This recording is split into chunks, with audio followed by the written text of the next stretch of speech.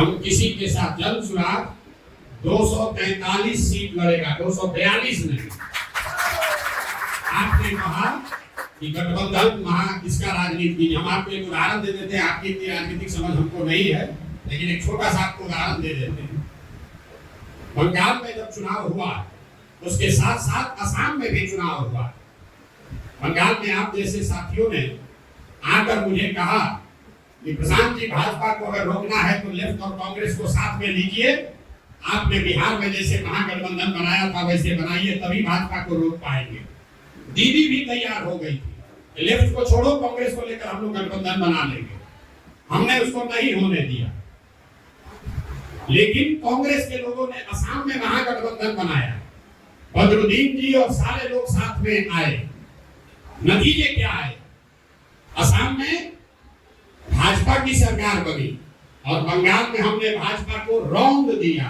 कांग्रेस और लेफ्ट को 0 सीट लाए, 0। अब इस पर आ रहे ताली आप बताइएगा। बंगाल में 27% मुसलमान है, असम में 38% मुसलमान है। 38% आबादी वाले असम को आपके राहुल गांधी महागठबंधन बनाकर नहीं जीत पाए, और 27% मुसलमानों वाले बंगाल को हम 48% वोट लाकर जीते हैं, क्योंकि हमने मुसलमानों के वोट के नाम पर नहीं जीते हैं।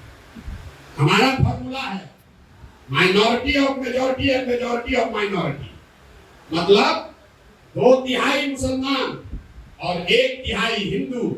अगर इसको साथ ले लोगे तो आपको वोट मिलेगा 40-45%।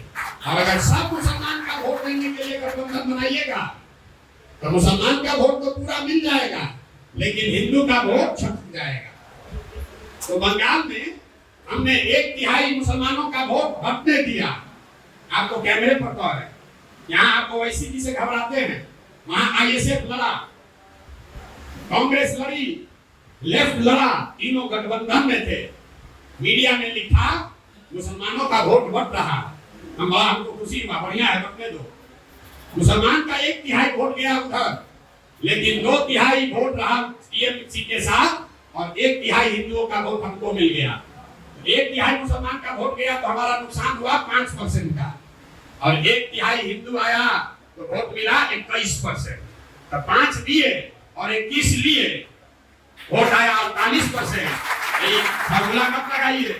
जैसे ही सोचिएगा कि सब मुसलमान का वोट इकट्ठा कर ले, तो सामने वाला हाथ में चूड़ी पहन के नहीं बैठा है, वो भी ये कहता है कि अरे भाई सब मुसलमान एक हो गया है, अब तुम लोग भी एक हो जाओ, तो फिर हार जाइएगा। बिहार में जो लोग भाजपा को वोट दे रहे हैं, वो क्यों दे रहे हैं?